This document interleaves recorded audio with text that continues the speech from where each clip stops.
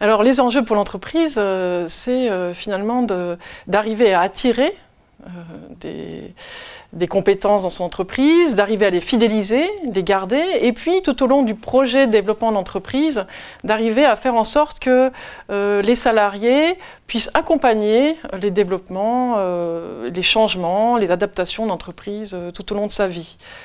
Il y a aussi des enjeux pour les territoires, hein, puisque souvent les emplois dans la filière alimentaire sont en zone rurale, donc grosse importance de pouvoir attirer et garder de l'emploi local. Une intégration réussie, c'est aussi pour l'entreprise un facteur de performance, de compétitivité, puisque c'est si cette volonté d'intégration, de favoriser les qualités de vie au travail des salariés est un engagement fort de l'entreprise, pour nous c'est un levier d'engagement, de motivation des salariés et quelque part le fait aussi que les salariés puissent pouvoir s'exprimer, se développer et participer aussi à la capacité d'innovation de l'entreprise.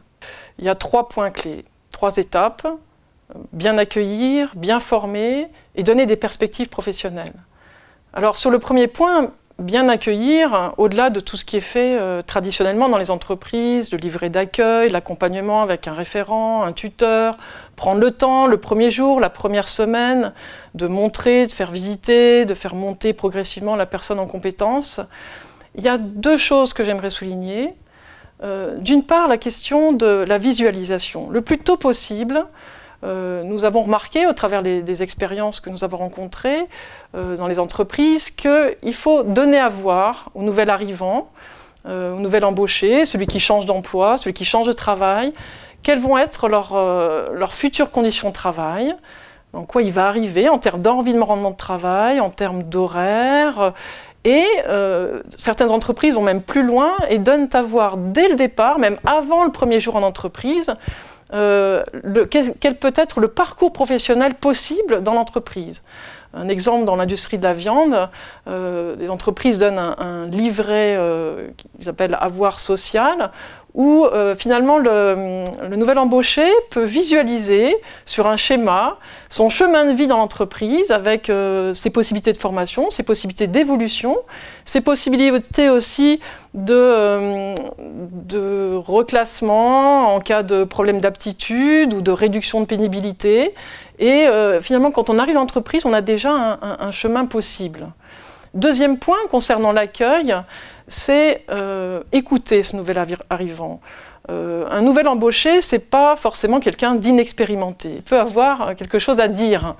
Et c'est intéressant aussi de l'écouter, d'écouter son étonnement, d'écouter ce qu'il a rencontré comme difficulté, ce qu'il a pu trouver bizarre, voilà, étonnant, ce qu'il a éventuellement comme suggestion. Et certaines entreprises ont mis en place ce qu'on appelle un rapport d'étonnement. On a d'ailleurs un petit livret aussi dans le réseau qui peut aider l'entreprise à mettre ça en place. Et l'idée, c'est de pouvoir écouter quelqu'un qui arrive, que ce soit un futur embauché permanent ou quelqu'un en contrat court, l'insérer dans les réunions d'équipe, l'écouter. La deuxième étape, c'est former. Former au travail, former aussi au métier, c'est-à-dire apprendre à la fois les règles du travail, les consignes, les procédures, ce qu'on attend de la personne, mais aussi former aux gestes professionnels, au savoir-faire, et puis former aussi à vivre ensemble avec l'équipe, à apprendre à coopérer, à s'entraider, à partager. Et ça ne va pas forcément de soi. Ce n'est pas parce qu'on met quelqu'un au travail que forcément il apprend à travailler et il apprend et il se professionnalise. Donc ça s'anticipe, ça s'organise. Et dans les entreprises, on voit des choses intéressantes comme par exemple décomposer des tâches complexes en tâches un peu plus unitaires, pouvoir mettre un temps de côté les exigences de qualité, de délai pendant les premiers jours, les premières semaines suivant le poste. Ça peut être aussi profiter des pannes, des aléas, des dysfonctionnements, pour pouvoir se poser, réfléchir et se dire tiens, qu'est-ce qui arrive ici, qu'est-ce que je fais dans ce cas-là, et en parler avec son tuteur, son référent, son encadrant de proximité.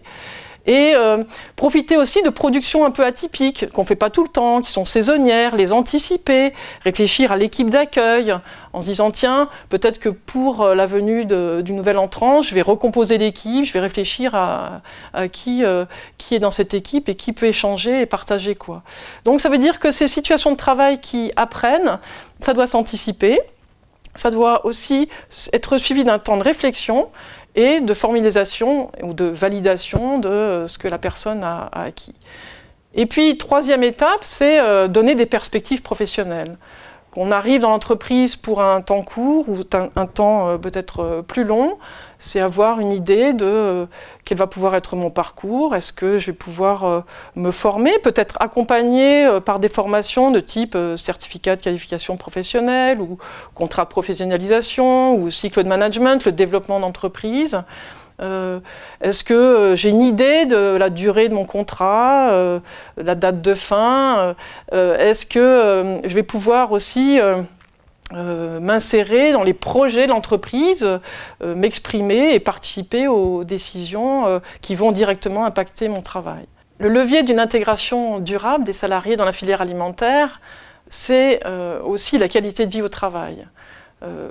On entend par là, bien sûr, les conditions de travail, que ce soit l'environnement, les horaires, l'articulation, vie privée, vie personnelle, l'égalité professionnelle au travail, l'ambiance de travail, la façon même dont l'entreprise est implantée, qui favorise ou pas l'accès à l'entreprise avec des moyens de transport.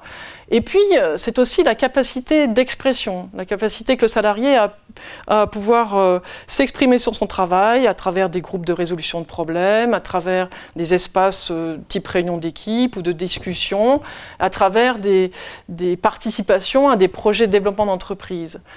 Quelque part, c'est sentir que la qualité de votre travail est placée tout en haut des engagements d'entreprise, au même niveau que la satisfaction des clients, que la rentabilité économique. Et donc, on a bien qualité de vie de travail et performance qui sont des engagements forts du dirigeant.